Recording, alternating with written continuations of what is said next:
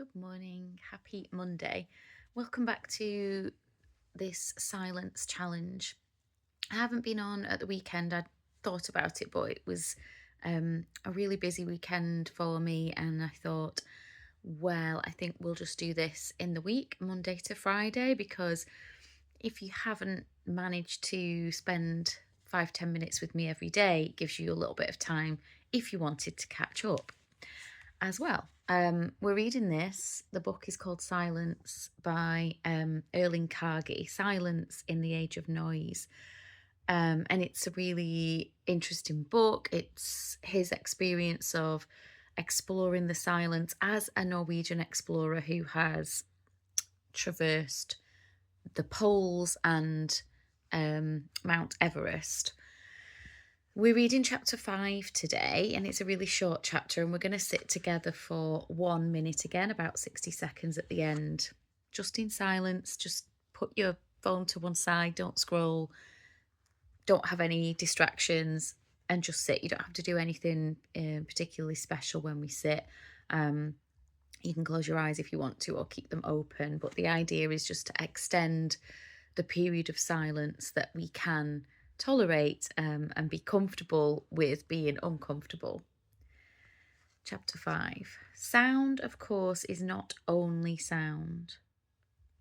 On a sailing trip in the spring of 1986, pushing towards Cape Horn off the coast of Chile in the South Pacific Ocean, I was reminded of this. Early one morning, while alone on watch between midnight and 4 a.m., I heard a sound that seemed like a long, deep breath just west of the boat. I had no idea what it could be. I turned 90 degrees in the direction of the sound and spotted a whale just off the starboard side, a mere calling distance away. I estimated that the creature was as long as our boat, about 20 metres. Judging from its length, I guessed that it was a fin whale, a cosmopolitan mammal on a lifelong hunt for crabs, krill, and fish. Blue whales are about the same size, but as we have managed to nearly exterminate them, I figured the odds of the world's largest animal swimming alongside us were rather slim. The sails were well trimmed, the boat was almost steering herself, and there was not much for me to do but watch that whale. Narrow, streamlined, a bit like a torpedo with greyish black spine. The rule of thumb for large whales is that they weigh 1 ton per foot in length, so I guess that the whale's weight was around 60 tons. He or she swam alongside the boat for a few minutes. We travelled the same course, my whale and I.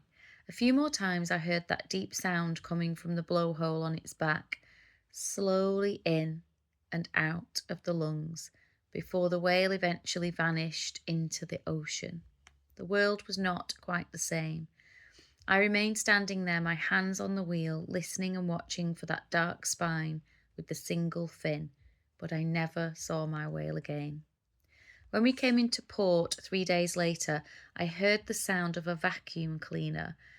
That sound and the breathing of our whale were on nearly the same frequency, but whereas the one reminded me of normal essential duties, something that I do as a chore to get rid of dust at home, the other sound is unusual, authentic, a primal force. I sometimes still hear that deep, majestic mode of expression. It's a source of enrichment for me even today. And that's our chapter today. So, like I said, a short one. If you're ready to do so, sit comfortably, close your eyes or keep them open. We're just going to sit for 1 minute together in silence. I do hope that you can join me.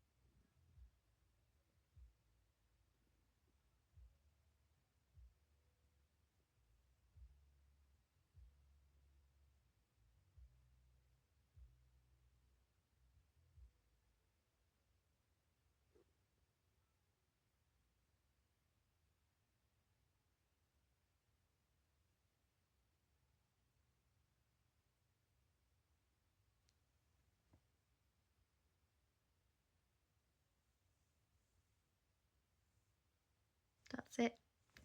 Well done. That's it for today. I hope you're having a great day and you had a nice weekend here in the UK. The weather has been gorgeous. It's been really, really lovely and sunny, so lots to be grateful for. If you want to join me on this journey, I'll see you again tomorrow for another chapter of our wonderful book. Have a great day. Bye for now.